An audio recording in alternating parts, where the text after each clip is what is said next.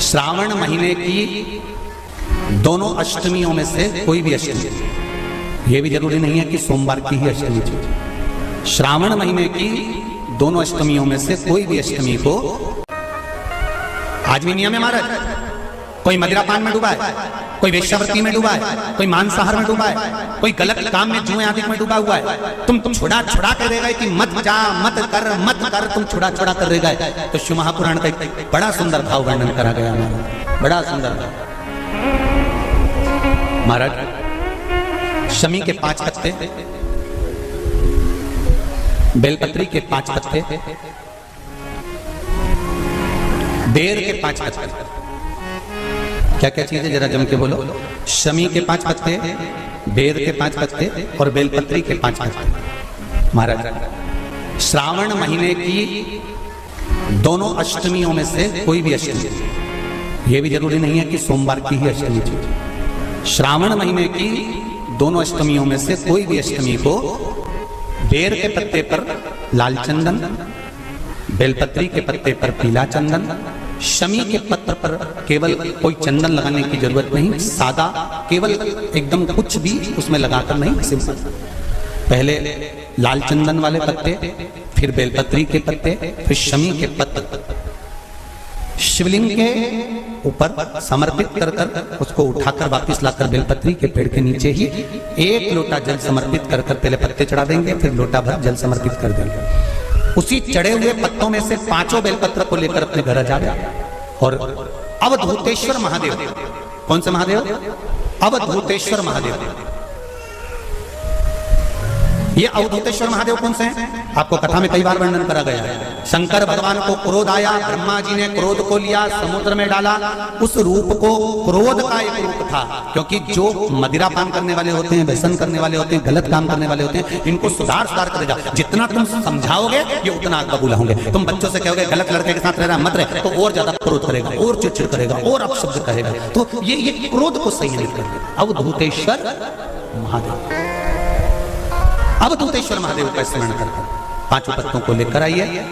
कुछ समय बाद जैसा जैसा समय की अनुकूलता मिले, आप किसी मदिरा का पान करने वाले या किसी व्यक्ति को वो पत्ते दोगे या प्रसाद के रूप में दो तो अच्छी बात है, नहीं तो उस पत्ते का थोड़ा थोड़ा भाग भी प्रतिदिन मात्र 21 दिन तक अगर थोड़ा थोड़ा भाग भी दे दिया जाए तो धीरे धीरे मदिरा पान, व्यसन, गलत आदतें छूटना प्रारंभ हो जाती है और वो शंकर की शरणागति ग्रहण करते हैं। तो जिनकी यहाँ संपदा की कमी होती है, वैभव की कमी होती है, लक्ष्मी की कमी होती है, प्रतिष्ठा की कमी होती है, धन की कमी होती है, उसके लिए विष्णु पुराण कहती है, स्कंद पुराण कहती है महाराज कि भगवान नारायण स्वयं इस जड़ के नीचे अपना विश्राम करते हैं महाराज, इस जड़ के नीचे। प्रयास करा करो, 1 चुटकी हल्दी, कितनी? मात्र 1 चुटकी हल्दी, आंवले के वृक्ष के नीचे भगवान हरि हर महादेव, कौन से महादेव हैं? हरि हर महादेव के नाम से रखकर उस पर पूर्व मुख कर पूर्व की ओर मुख कर जल समर्पित करना प्रारंभ कर दीजिए।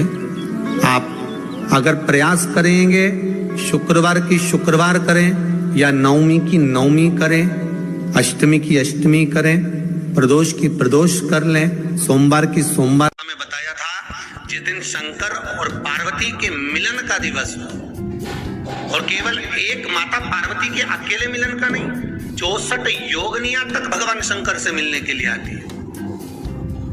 पीला चंदन लगाना, कितना लगाना है? बीच वाला जो पत्ता है उस पर पीला चंदन। जब आपको लगे कि मेरा जीवन बहुत कष्टमय है, अब ये रोग, अब ये कष्ट दूर ही नहीं हो रहा, अब ये आए दिन तकलीफ पर तकलीफ बढ़ती जा रही है, आए दिन रोग, बीमारी, पैसा घर में बच नहीं रहा, बहुत कष्टमय जीवन है, इसमें लगाओ पीला चंदन बेलपत्री की बीज तलती महाराज। और बीज पत्ती पर जब चंदन लग जाए, लगने के बाद में ये दोनों पत्ती पर लाल चंदन लगा लीजिए। इन दोनों पत्ती के बीच में जो डंडी का भाग होता है, आपको कहा था, आपको स्मरण में होगा शायद, हमने जब बेलपत्री की महत्वता बताई थी तो उस बेलपत्री की महत्वता में कहा था ब्रह्मा विष्णु महेश ये तीन है, बोला था।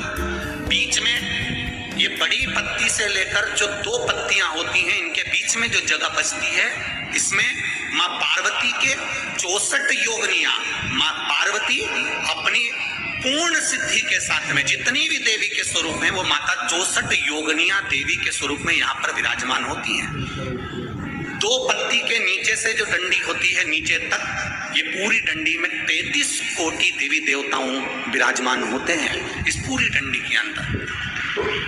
तो जो बीच वाली पत्ती है, ये जो बीच वाली पत्ती का जो भाग होता है, इस पत्ती के भाग में शहद का प्रयोग कर यहाँ पीला चंदन, लाल चंदन, शहद का प्रयोग कर इसी तरह से पकड़कर ये बेलपत्री की जो डंडी है वो अशोक सुंदरी पर जब आप समर्पित करें तो जहां से जल बहता है उस ओर पर इस पत्ती को चढ़ाकर केवल आपके हृदय की बात कहकर देवाधिदेव महादेव से कोई भी शिव जी का मंत्र, पंचाक्षर नमः शिवाय, षडाक्षर ओम नमः शिवाय, श्री शिवाय नमस्तुभ्यम, या महामृत्युंजय मंत्र, जो शिव का मंत्र हो आपके पास में, उसको बोलते हुए देवाधिदेव महादेव को धीरे धीरे जल की धार चढ़ाना प्रारंभ करो। जल की धार जब पूर्ण होने लगे, उसमें थोड़ा जल बचे, तब अशोक सुंदरी पर जो तुमने बेलपत्र चढ़ाई है वहां उस जलधार को चढ़ा। ये प्रयोग आपको केवल सोमवार की अष्टमी पढ़ने पर ही करना है। कौन से दिन करेंगे? जम के बोलिए जरा। सोमवार की अष्टमी पढ़ने पर यह प्रयोग करें और जल चढ़ाकर बाबा से विनती कर उसी बेलपत्र को वापस उठाकर कहीं जलाशय में या किसी पेड़ के नीचे विसर्जन कर दें और 1 लोटा जल वहां भी चढ़ा दें। बस निवेदन कर आ जाइए, मेरा बाबा 3 माह के अंदर हाथ जरूर पकड़ेगा और आपको दलदल से बाहर काया के रोग से।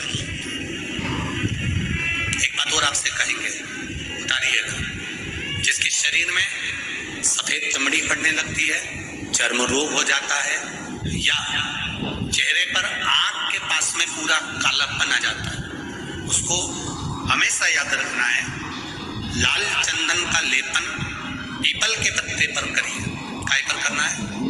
पीपल के पत्ते पर लाल चंदन का लेपन करिए। लेपन कर सोमवार की अष्टमी के दिन उसको लेपन कर वापस निकाल कर शंकर भगवान पर उसका धीरे धीरे त्रिपुंड बनाकर लेपन करना प्रारंभ करिए।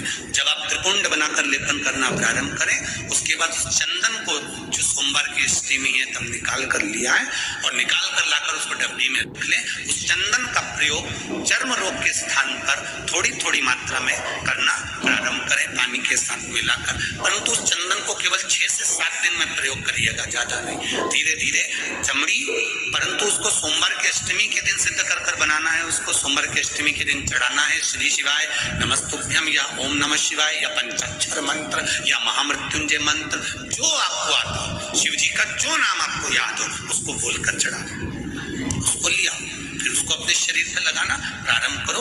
उसका फल आपको 15 दिन के अंदर धीरे धीरे प्राप्त होना प्रारंभ। लाल चंदन का प्रयोग शिव जी के लिए अवश्य। सोमवार के अष्टमी के दिन अशोक सुंदरी वाली जगह, सबको मालूम है ना अशोक सुंदरी की जगह, अशोक सुंदरी वाली जगह पर 7 हल्दी की बिंदी रख दी जाए। लड़का लड़की जिसका विवाह नहीं हुआ उसका हाथ रख दिया जाए और वही हाथ के छापे पीपल के वृक्ष पर 5 लगा दिए जाए। महाराज 3 महीने में उसका विवाह पक्का हो जाता है। सोमवार की अष्टमी का इतना भाव है, सहज नहीं है। सोमवार की अष्टमी शिव और आदि शक्ति का मिलन है। सोमवार की अष्टमी भगवान शंकर और पार्वती का मिलन। ऐसी कौन सी कामना है जो शिव पूर्ण नहीं करते? बस आपका विश्वास, आप उस पर भरोसा करना तो पूर्ण करना। पूर्ण भरोसा मतलब छोड़ दिया।